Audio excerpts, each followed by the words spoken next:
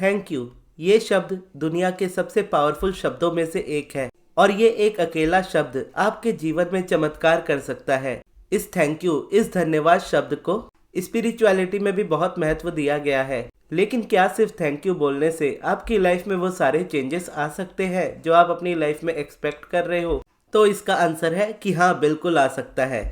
आपकी लाइफ में थोड़े बहुत चेंजेस नहीं बल्कि आपकी पूरी लाइफ बदल सकती है अगर आप ग्रैटिट्यूड का सही इस्तेमाल करना जानते हो तो। और जब तक आप इसका सही इस्तेमाल नहीं करना जानते, आप तब तक रेपिटेशन पे रेपिटेशन यानी जितना चाहे आप उतना प्रैक्टिस कर लो इस ग्रैटिट्यूड वाली चीज को, या जितना चाहे उतना थैंक यू बोल लो, आपको वो रिजल्ट्स कभी नहीं मिलेंगे जब तक आप ये मिसिंग चीज उस पर ऐड नहीं कर देते। जब आप ये मिसिंग चीज उस पर ऐड कर दोगे तो आपकी लाइफ में वो चेंजेस आपके अराउंड आने लगेंगे। और वो मिसिंग चीज फीलिंग नहीं है, क्योंकि फीलिंग तो ऑब्वियसली हम सभी जानते हैं कि फीलिंग का इस्तेमाल करना होता है हमें हमारी लाइफ में, क्योंकि हर एक मैनिफेस्टेशन में फीलिंग की नीड होती ही है। यानी हम फील करते हैं तभी हम अंदर से वाइब्रेशनली अपने आप को अलाइन करते हैं। लेकिन इस जगह पे मैं जिस मिसिंग चीज की बात कर रहा हूँ वो चीज एक्चुअल में आपका फोकस है। क्योंकि जब आप ग्रैटिट्यूड करते हो ना, तो अनलेस यानी जब अपनी लाइफ में मैंने ग्रैटिट्यूड किया है तो मैंने अपने हिसाब से इस चीज को समझा है। और ग्रैटिट्यूड मैं आज से नहीं करता हूँ, ग्रैटिट्यूड में जब अब्राहम को जानता भी नहीं था मैं तब से इसको फॉलो करता था। यानी जब मुझे पहली बार लॉ ऑफ अट्रैक्शन के बारे में पता चला था द सीक्रेट बुक से, तो द सीक्रेट बुक ही सिर्फ मैंने नहीं पढ़ी थी, द सीक्रेट की जितनी सीरीज है जो रोंडा ब्रायन ने लिखी है वो सारी मैंने पढ़ी थी। उसमें एक किताब होती थी मैजिक, द मैजिक करके वो बुक का नाम है। तो उसमें 28 डेज की प्रैक्टिस होती थी और उस प्रैक्टिस में ग्रैटिट्यूड एक प्रैक्टिस थी जिसको मैं डेली बेसिस पे अपनी लाइफ में प्रैक्टिस करता था। यानी मेरे पास जर्नल होते थे एक नोटबुक की तरह, जिसपे मैं डेली बेसिस पे, यानी एक नोटबुक ही होती थी जिसपे मैं डेली बेसिस पे पूरा एक पेज लिखता था कि मैं बहुत खुश और शुक्रगुजार हूँ क्योंकि मेरी लाइफ बहुत अच्छी है, मैं बहुत खुश और शुक्रगुजार हूँ क्योंकि मेरी लाइफ में सब कुछ अच्छा चल रहा है, या मैं बहुत खुश और शुक्रगुजार हूँ मेरी फैमिली के लिए, मैं बहुत खुश और शुक्रगुजार हूँ मेरे फ्रेंड्स के लिए।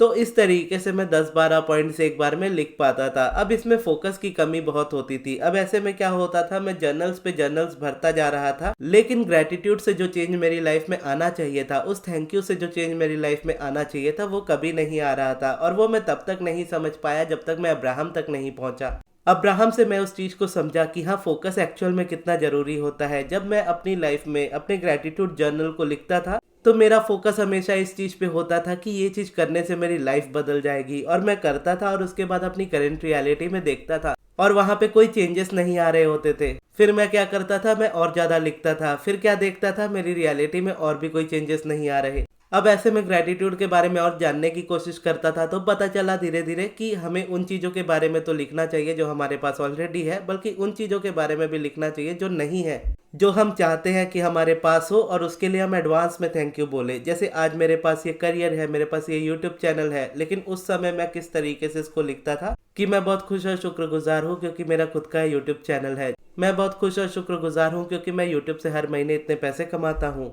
अब अगर देखोगे तो उस समय ना तो मुझे पता था कि मैं कौन सा यूट्यूब चैनल खोलूंगा, ना ही मुझे पता था कि कैसे मेरे पास पैसे आएंगे मेरी लाइफ में, लेकिन एक डिजायर होती थी जिसको मैं इस तरीके से लिखा करता था। अब वो उस समय तो पूरी नहीं हुई, लेकिन जब अब्राहम मेरी लाइफ में आए तब ऑब्वियसली आप ये वीडियो देख रहे हो तो आप भी जान रहे हो कि ये चीज अब पूरी हो चुकी है। अब क्योंकि उस समय मैं बहुत ज़्यादा रेजिस्टेंस वाले फेज में था या डिप्रेशन वाले फेज में था, तो वो चीज़ थी कि मैंने अपने जितने जर्नल्स होते थे सारे मैंने जला दिए थे। अगर मेरे पास उसका एक भी पन्ना होता तो मैं एज अ प्रूफ भी आपको उस चीज़ को दिखाता कि मैंने ये चीज़ें उस जगह पे लिख के रखी थी। ऑब्वियसली कहीं ना कहीं कभी ना कभी मुझे कोई पुरानी डायरी या नोटबुक में ज़रूर वो चीज़ें मिल जाएंगी, तो जब कभी अगर मुझे मिलेंगी तो मैं आपको ज़रूर दिखाऊंगा। लेकिन जो एक्चुअल जर्नल्स होते थे वो मैंने डिस्ट्रॉय कर दिए थे, क्योंकि मैं लॉ ऑफ अट्रैक्शन वर्ड से, मैनिफेस्टेशन वर्ड से इतना ज़्यादा फ्रस्ट्रेट हो चुका था कि उसकी वजह से मेरी लाइफ में इतना कुछ डिस्ट्रक्शंस हो रहा था, बल्कि लाइफ में चेंज आ ही नहीं रहा था। तो वो नहीं आ रहा था, उसका यही रीज़न था, मेरा फोकस। क्योंकि मेरा फोकस उस चीज़ पे था ही नहीं, एक्चुअल के ग्रैटिट्यूड पे। क्यों? क्योंकि मुझे ऐसा लगता था कि मुझे ग्रैटिट्यूड करना पड़ेगा, अगर मैं ग्रैटिट्यूड नहीं करूँगा तो मेरी लाइफ में चेंज नहीं आएगा। और ये माइंडसेट से जब हम चीज़ों को करने लगते हैं तो चीज़ें हमारे अकॉर्डिंग उतने हिसाब से नहीं होती जैसी हम चाहते हैं। इसका रीज़न ये है कि एक जल्दीबाजी, एक हड़बड़ी है, बोलो एक डेस्परेशन हमारे अंदर रह जाती है किसी चीज़ को जल्दी से जल्दी पा लेने की। और उसके लिए हम क्या करते हैं, हम थैंक यू बोलते हैं, थैंक यू लिखते हैं, और उसके बाद यूनिवर्स को बोलते हैं मैंने थैंक यू बोला, तुमने मुझे दी क्यों नहीं ये चीज़। या बोलूँ इस तरीके से कि मैं डेली 10 चीज़ें लिखता हूँ और डेली बेसिस पे मैं लिख रहा हूँ, लेकिन आज तक एक भी क्यों नहीं पूरी हुई। तो इस तरीके से कहीं ना कहीं डेस्परेशन हमारा फोकस हो जाता है, जहाँ पर हम उस सब्जेक्ट से डिटैच ही नहीं हो पाते। ग्रेटिट्यूड और मैनिफेस्टेशन अगर देखोगे ना, इसका वाइब्रेशन बहुत ज़्यादा डिफरेंट होता है। अब आप ऐसा समझ लो, या तो आप ग्रेटिट्यूड कर रहे हो या तो आप मैनिफेस्ट कर रहे हो। अब ये दोनों में से आप एक कर सकते हो, यानी ग्रेटिट्यूड और मैनिफेस्टेशन, इसको आप अलग अलग तरीके से देख सकते हो। मोस्टली लोग ग्रेटिट्यूड और मैनिफेस्टेशन को साथ ही में जोड़ते हैं, क्योंकि लॉ ऑफ अट्रैक्शन में ये बताया गया है कि ग्रेटिट्यूड करो। लेकिन अगर यहाँ पे एक्चुअल इसका मीनिंग अगर आप देखोगे तो ग्रेटिट्यूड का मीनिंग क्या होता है और मैनिफेस्टेशन का मीनिंग क्या होता है। ग्रेटिट्यूड का मीनिंग एक्चुअल में यही होता है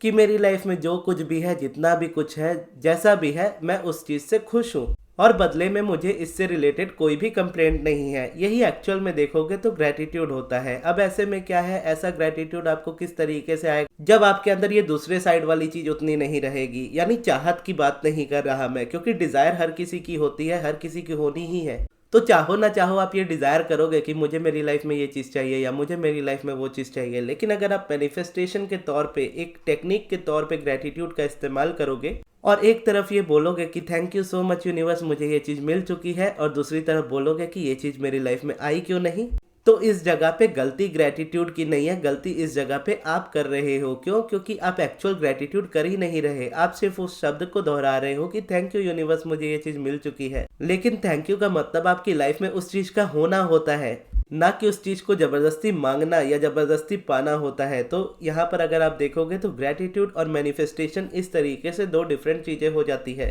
इसलिए मैं कहता हूँ या तो आप ग्रेटिट्यूड करो या तो आप मैनिफेस्ट करो, दोनों को साथ में करोगे आप मोस्टली अपने आप को हमेशा इरिटेशन में पाओगे। और उस समय मैं भी यही गलती करता था कि मैं ग्रेटिट्यूड तो डेली लिखता था, लेकिन बस वही बात होती थी कि मैं जो नहीं भी है लाइफ में वो भी लिख रहा हूँ कि मुझे मिल चुका है इस तरीके से, और जो ऑलरेडी है वो बस इसलिए लिख रहा हूँ ताकि इसको मिक्सअप कर पाऊँ। क्योंकि आधा ऐसा बोला गया है कि आधा जो आपकी लाइफ में है उसके बारे में लिखो, आधा जो नहीं है उसके बारे में लिखो। तो इस तरीके से माइंड हमेशा फ्रस्ट्रेट हो जाता था। अब आती है बारी अब्राहम वाली टीचिंग्स की। जब मैं अब्राहम की टीचिंग्स को फॉलो करने लगा और अलाइनमेंट के बारे में जाना, तो एक्चुअल में जाना कि कैसे ये चीज़ें वर्क करती है, उसके बाद भी ग्रेटिट्यूड मेरी लाइफ में आया। यानी ग्रेटिट्यूड का मैंने इस्तेमाल करना शुरू किया। पहले तो मैं जर्नल में लिखता था, तो जर्नल से मुझे ऑलमोस्ट रेजिस्टेंस ही थी, तो मैं दोबारा उस तरीके से नहीं लिखना प्रेफर करता। तो फिर जब मैं अब्राहम को सीख रहा था तो उसी समय मैं रेवती दीदी का चैनल देखता था, रेवती सोल स्कूल चैनल देखता था। तो उनके चैनल पे मुझे पता चला था ग्रेटिट्यूड वॉक के बारे में, और उस वक्त तक मैं थक हार के पूरी तरह से परेशान हो चुका था और सारी चीज़ें मेरी लाइफ में वर्क नहीं कर रही थी, कुछ भी वर्क नहीं कर रहा था। उस समय मैंने बस मेडिटेशन स्टार्ट किया था और मेडिटेशन को 3 महीने हो चुके थे। उसके बाद मैंने ग्रेटिट्यूड वॉक ऐड किया था। क्यों? क्योंकि उस वक्त मेरी कोई इच्छा नहीं थी मेरी लाइफ में कुछ भी पाने की, मुझे बस ऐसा था कि मैं अपनी लाइफ में खुश रहूं। क्योंकि जब आप इतनी परेशानी, इतनी दुख वाली लाइफ से निकलते हो, आपकी कोई इच्छा बचती नहीं है खुश रहने के अलावा, या आपकी लाइफ अच्छी हो जाए इसके अलावा, बाकी चीज़ें आपको बहुत ज़्यादा नॉर्मल लगती है।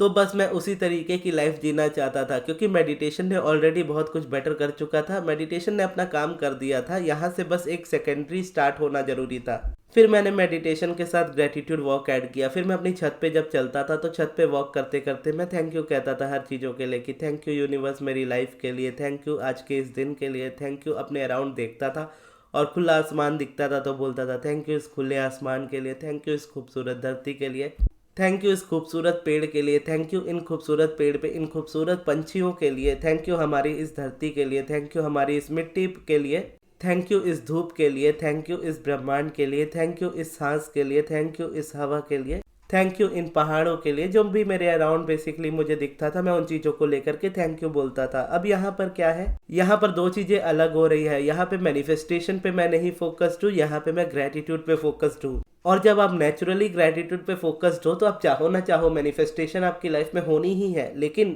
अगर आप ज़बरदस्ती मैनिफेस्टेशन पे फोकस्ड हो जाते हो और ग्रेटिट्यूड करने की कोशिश करते हो तो आप दोनों के बीच में फंसे रह जाओगे, आप ग्रेटिट्यूड नहीं कर पाओगे। तो पहले मैं जर्नल में क्या गलती करता था, मैं लिखता था और उसके बाद देखता था कि मेरी लाइफ में ये चीज़ नहीं हो रही। उसके बाद ये चीज़ कैसे स्टार्ट हो गई अगर देखा जाए तो मैं मेडिटेशन करने के बाद जब ग्रेटिट्यूड करना स्टार्ट किया तो वहाँ पे सिर्फ उन चीज़ों की बात हो रही थी जो ऑलरेडी मुझे पसंद आती है। अब उस आसमान का या उस पेड़ में बैठे पंछियों का मेरी मैनिफेस्टेशन से कोई लेना देना नहीं है। लेकिन उनके होने से भी मुझे मेरी लाइफ में खुशी है। तो जब मैं इस तरीके से अफर्म करने लगा या इस तरीके से जब मैं ग्रेटिट्यूड करने लगा तो मेरी वाइब्रेशन बहुत अच्छे से इम्प्रूव होने लगी और ये सिलसिला चला 3 महीने तक अगले, यानी जब मैंने मेडिटेशन स्टार्ट किया था तो मई 2022 आप समझ लो वो टाइम था, और अगस्त तक मेरी मेडिटेशन से सारी प्रॉब्लम्स खत्म हो चुकी थी। फिर मैंने अपनी लाइफ में उस वाली फेज को स्टार्ट किया, यानी अब थैंक यू बोलने के लिए चीज़ें थी मेरी लाइफ में ज़्यादा। फिर वहीं पे मई जून जुलाई अगस्त, अगस्त से फिर नवंबर तक, फिर जब ये 3 महीने तक मैंने इस ग्रेटिट्यूड वाली प्रैक्टिस को किया तो ये 3 महीने में मेरे लिए टोटली नेचुरल हो गया। यानी थैंक यू बोलना मुझे एक्चुअल में अच्छा लगने लग गया था, मैं एक्चुअल में वो चीज़ फील करने लग गया था मेरी लाइफ में। और उस वक्त तक मैं पैसे अर्न नहीं करता था, यानी मेरा चैनल था जो मैंने मई के अराउंड, यानी मेरा चैनल पहले से है 2020 या 21 के अराउंड मैंने ये चैनल बनाया था, क्योंकि मैं लॉ ऑफ अट्रैक्शन के बारे में बहुत पहले से जानता हूँ। तो मैं इस पे जब वीडियो बनाने का सोचा था तो स्टार्टिंग में मेरे पास कुछ एफर्मेशंस लिखे हुए होते थे जो मैं उस समय यूज़ करता था, जिस पे मैंने फर्स्ट वीडियो बनाई थी। और बाकी द सीक्रेट की जो सक्सेस स्टोरी वाली बुक है या द सीक्रेट के जो भी पॉइंट्स है उसको रिलेटेड मैं लेकर के वीडियोस बनाता था। और जब मैं मेडिटेशन कर रहा था, मेडिटेशन करते समय उस समय मेरी लाइफ में कुछ ऐसे चेंजेस नहीं थे जिसको एज अ सक्सेस स्टोरी मैं बता सकूं चैनल पे, जिस पे लोग इंटरेस्टेड हो सुनने के लिए। तो उस समय मैं क्या करता था, मैं अब्राहम की वीडियोस को हिंदी में ट्रांसलेट करता था। तो ऐसे में क्या था कि मुझे ऑडियंस मिल रही थी। फिर धीरे धीरे क्या हुआ, मेडिटेशन से वो चेंजेस आने स्टार्ट हुए। तो फिर मैं वो चेंजेस थोड़े बहुत शेयर करने लगा कि कैसे मैं डिप्रेशन से निकला या कैसे मैं लाइफ में खुश रहने लगा। फिर जब ग्रेटिट्यूड करने लगा तो ग्रेटिट्यूड से मेरी लाइफ में और चेंजेस आने लगे। फिर उसके बाद आई अब्राहम की book money and the law of attraction. वो नवंबर दिवाली के अराउंड ही मेरे पास वो किताब आई थी, और उसको जब मैंने पहली बार पढ़ा था तो वहाँ से फिर मैंने पॉजिटिव एस्पेक्ट्स लिखना स्टार्ट किया था। और वहाँ से जब पॉजिटिव एस्पेक्ट्स लिखना स्टार्ट किया तो वहाँ से मैंने ग्रेटिट्यूड को छोड़ा नहीं था, ग्रेटिट्यूड वॉक करना छोड़ा था। उसके बाद मैं ग्रेटिट्यूड कैसे करता था, मैं कमेंट्स अपने, जैसे वीडियो है मेरी, ये वीडियो है, इसके नीचे जैसे कमेंट्स आते हैं जो आप लोग करते हो, तो अगर आप थैंक यू बोलते हो किसी चीज़ के लिए कि थैंक यू मुझे वीडियो पसंद आई, थैंक यू इस चीज़ के लिए, तो मैं हमेशा उसका रिप्लाई थैंक यू टू में करता हूँ, ताकि इस जगह पे मुझे थैंक यू बोलने का मौका मिले। तो इस तरीके से मैंने अपना ग्रेटिट्यूड का प्रैक्टिस भी कंटिन्यू रखा, और उसके साथ ही साथ मैंने पॉजिटिव एस्पेक्ट्स लिखने स्टार्ट किए, क्योंकि अगर मनी मैनिफेस्ट करना है तो अब्राहम ने कहा था इस तरीके से आप उसको लिख सकते हो। फिर जब उसको मैंने लिखना स्टार्ट किया तो इमीडिएटली मेरी लाइफ में उसके चेंजेस आने स्टार्ट हो गए। और इमीडिएटली भी चेंजेस इसीलिए आए क्योंकि चेंजेस भले एक बार में पॉजिटिव एस्पेक्ट्स लिखने पे आए, लेकिन उससे पहले 6 महीने से मैं कंटिन्यू मेडिटेशन कर रहा था और 3 महीने में ग्रेटिट्यूड कर चुका था, और उसके बाद मैंने पॉजिटिव एस्पेक्ट्स लिखा था, तब जाके मुझे एक बार में रिजल्ट मिला था। फिर वहाँ से मेरी इनकम बढ़ी, इनकम में ग्रोथ होती गई, फिर मैं लाइफ में ग्रो होता गया, चैनल में ग्रो होता गया। फिर धीरे धीरे क्या होने लगा कि मेरी लाइफ में थोड़ी फ्रस्ट्रेशन ऐड होने लगी, या रेजिस्टेंस आप बोलो, वापस एंटर होने लगी। वीडियोस बनाना भी कम हो गया, फिर मेडिटेशन करना भी छूट गया, वीडियोस के रिप्लाई करना भी छूट गया, तो सारी प्रैक्टिस ऑलमोस्ट छूट सी गई। तो उसके बाद फिर मैंने जब वापस रिसेंटली स्टार्ट किया था 2025 लास्ट ईयर में, फिर मैंने उस चीज़ को और अच्छे से करना स्टार्ट किया, मेडिटेशन से ही स्टार्ट किया। उसके बाद ग्रेटिट्यूड मैंने उतना इस्तेमाल नहीं किया, लेकिन अब मैं कमेंट्स का रिप्लाई जैसे करता हूँ तो मोस्टली उसी में मेरा ग्रेटिट्यूड होता है। लेकिन अब मैं ग्रेटिट्यूड से भी ज़्यादा कुछ और चीज़ करता हूँ जिसका पावर मुझे लगता है कि इससे भी कहीं ज़्यादा है। अब वो क्या है, वो जानने के लिए आपको ये वीडियो देखनी पड़ेगी जो अभी आपके स्क्रीन पे आ रही है। तो ये थी हमारी आज की वीडियो। आपको ये वीडियो कैसी लगी कमेंट्स में ज़रूर बताइएगा, और इस वीडियो को यहाँ तक देखने के लिए बहुत बहुत धन्यवाद।